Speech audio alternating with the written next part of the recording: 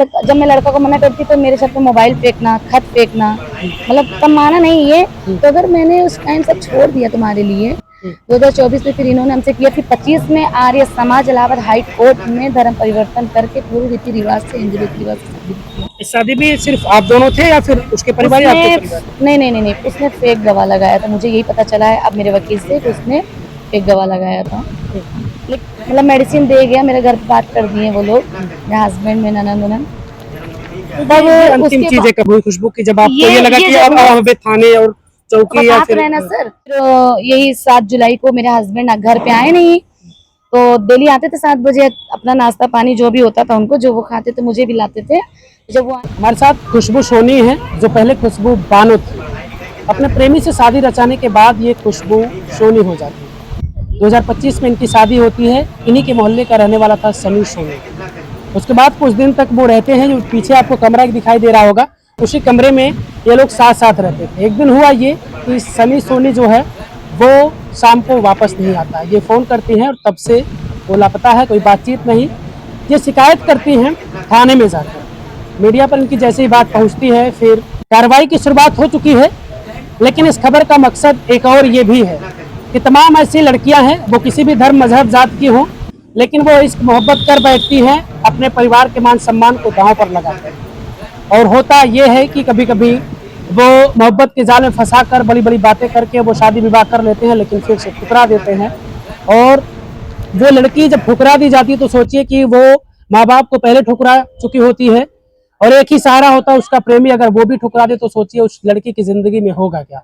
शायद ऐसा ही कुछ खुशबू के भी जिंदगी में चल रहा था।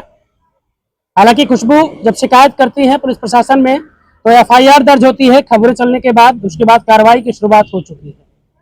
लेकिन उसके पहले कि हम इनकी थोड़ी सी कहानी जानेंगे और उम्मीद करेंगे कि खुशबू बानो ने जो खुशबू सनी और खुशबू सोनी बनती हैं, फिर आगे चलकर कोई किसी के साथ ऐसा ना हो कि वो भी किसी धर्म मजहब में या किसी अन्य जाति के लड़के से शादी या फिर किसी के प्रेमी के साथ शादी करके इस तरीके से ठुकराया ना जाए, इस तरीके से वो परेशान ना हो। शायद कभी पर्दे में रहा करती थी खुशबू बानो, लेकिन अब वो पर्दे की जिंदगी नहीं रही और ये मजबूर किया गया इन्हें, खुशबू को, कि आज खुशबू को लोग जान रहे हैं। लेकिन खुशबू कहीं ना कहीं एक मिसाल बन रही है लड़ाई लड़के कि फिर कोई और ना इस तरीके से शिकार हो। खुशबू बानो पहले नाम था आपका? जी हाँ, मेरा नाम खुशबू बानो और खुशबू सोनी। मतलब मेरा धर्म परिवर्तन करके लड़का मुझसे शादी किया, इलाहाबाद हाई कोर्ट आर्य समाज से शादी किया पिछले बार। फिर मेरे शादी कब हुई खुशबू आपकी? 2025 20 अगस्त को। वो लड़की का क्या नाम है? सनी सोनी।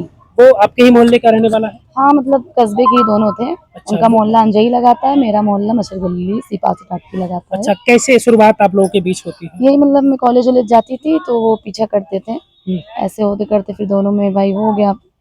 उसके बाद आज 7 साल पहले की बात है, जब हम लोग 7 साल पहले मिले थे। उसके बाद 3-4 साल शादी का झांसा देख के मतलब मिलना जुलना संबंध भी बनाया कि भाई मैं तुमसे विवाह करूंगा, भविष्य में तुमसे ही विवाह करूंगा, कुछ भी मैं तुम्हारा साथ नहीं छोड़ूंगा।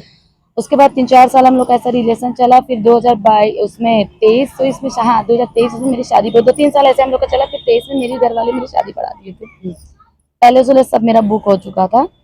फिर भाई जब बातचीत कर तो हम इससे बात करने के लिए दूरी जब बनाने लगे तो इन्होंने मुझे मतलब यही कहा कि बात हमसे करते हो प्यार, हमसे शादी कहीं और करोगी? तो हम इनसे यही बोले कि आप अलग हो हम अलग है, शादी नहीं हो सकती हम लोग की। तो ये बोले कि नहीं कोर्ट मैरिज होगी तो हम लोग की शादी हो जाएगी, ऐसे नहीं लेकिन कोर्ट मैरिज तो हो जाएगी। फिर यही सनी सोनी मेरे पति ने इलाहाबाद हाई कोर्ट में रिट दाखिल किया प्रोटेक्शन के लिए कि हम लोग अलग अलग जाति धर्म के, हम लोग को प्रोटेक्ट चाहिए, घर से भी प्रोटेक्ट चाहिए, दोनों तरफ के दोनों पक्ष वाले घर से भी प्रोटेक्ट चाहिए और पुलिस प्रशासन से भी प्रोटेक्ट चाहिए। तो रिट दाखिल किए थे ये 2024 में।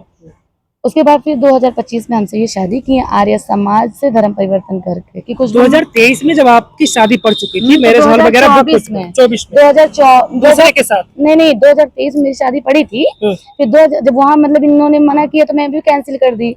तो फिर उसके बाद 2024 में इन्होंने प्रोटेक्शन रिट दाखिल किया इलाहाबाद हाई कोर्ट से अपने प्रोटेक्ट के लिए। हम लोग अलग जाति धर्म के हैं तो पहले हम लोग प्रोटेक्शन दाखिल करते हैं, फिर कोर्ट मैरिज होगा। कुछ मैम आपको ये हमें बताइए थोड़ा सा, जब उस दौरान आपने शादी कैंसिल की, जब शादी पड़ चुकी थी आपकी, तो फिर घर वालों ने ये नहीं कहा कि तुम शादी क्यों कैंसिल कर रही हो? नहीं तो मेरे उसके घर वाले भी जानते थे, मेरे घर वाले भी जानते थे। हम लोग का 7 साल का मैटर तो दोनों फैमिली जानती थी, लेकिन मेरे फैमिली तो बहुत रोकना चाहिए, मारी पीटी हर तरीके से मेरे भाई लोग दबाव भी बनाए। लेकिन जब मैं लड़का को मना करती तो मेरे छत पे मोबाइल फेंकना, खत फेंकना, मतलब तब माना नहीं ये। तो अगर मैंने उस टाइम सब छोड़ दिया तुम्हारे लिए 2024 में, फिर इन्होंने हमसे किया, फिर 25 में आर्य समाज इलाहाबाद हाई कोर्ट में धर्म परिवर्तन करके पूरे रीति रिवाज से, हिंदू रीति रिवाज से शादी भी किया। इस शादी में सिर्फ आप दोनों थे या फिर उसके परिवार या आपके परिवार? नहीं, उसने फेक गवाह लगाया था। मुझे यही पता चला है अब मेरे वकील से कि उसने फेक गवाह लगाया था।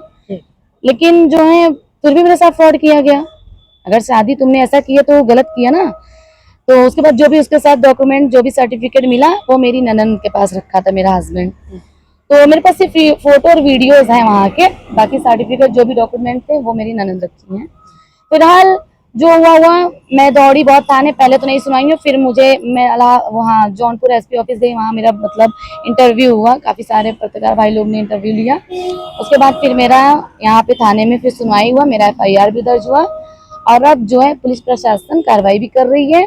मुझे कानून पे भरोसा। ये नौबत क्यों आई? ये आप थाने, आप एसपी ऑफिस जाने लगे, क्या नौबत, क्यों ऐसी नौबत आई? कितने सालों तक आप, लगभग कितने दिनों तक आप लोगों का रिश्ता अच्छा चला? लड़का मेरे साथ जब पिछले बार 2025 में 20 अगस्त को शादी की है ना, तो यही भाड़े के रूम पे मेरे ससुर आए, रूम दिलाए, बोले बेटा 1 साल रह लो, दोनों को, मुझे मेरे पति को भी, कि बेटा 1 साल रह लो, तुम्हारे देवर की शादी कर लेते हैं, फिर उसके बाद तुम्हें घर में रखते हैं। अगर मैं अभी रख लूंगा, तुम अलग जाति की हो, तो मेरे बिरादरी से मुझे उठा लिया जाएगा, सोनार बिरादरी से।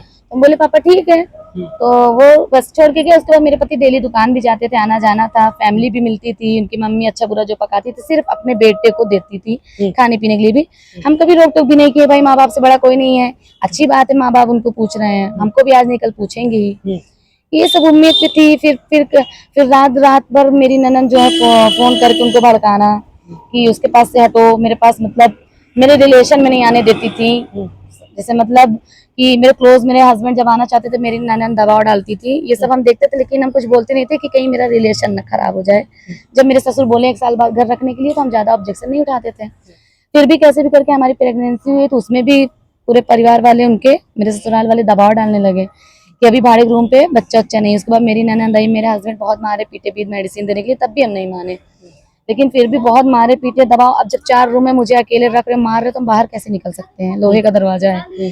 यही सब हुआ। फिर उसके बाद मतलब मेडिसिन दे गया, मेरे घर पे बात कर दिए वो लोग, मेरे हस्बैंड, मेरे ननद।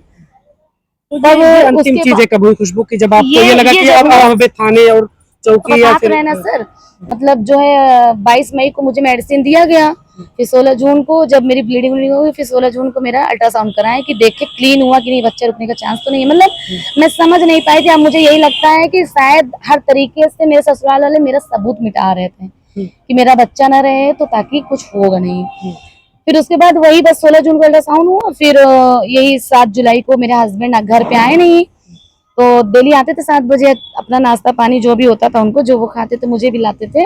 जब वो आए नहीं तो हम कॉल किए कि आप घर नहीं आए, तो वो बोले कि जो है आ रहा हूँ खुशबू, आ रहा हूँ। करते करते 9 बजे 10 बज गया। लास्ट कॉल 11:15 बजे जब हम फोन करते हैं उनके पास, तो उन्होंने यही कहा खुशबू मैं 10 मिनट में पहुंच रहा हूँ। उसके बाद उनका फोन स्विच ऑफ। फिर भी मैं सोची हो सकता है कोई वजह से phone switch off, phone discharge हो या कहीं गिर गया हो वगैरह वगैरह। मैं भी सोची, कुछ गलत नहीं सोची मैं, मुझे उम्मीद ही नहीं था कि वो मुझे छोड़ के जाएंगे, विश्वास पे थी मैं। तो फोन जब उनका स्विच ऑफ आया, तो मैं सुबह सबसे पहले अपने ससुर के पास फोन करके, पापा वो आए नहीं है, कहाँ है? तो मैं ससुर ने कहा आ जाएगा, कहीं गया होगा।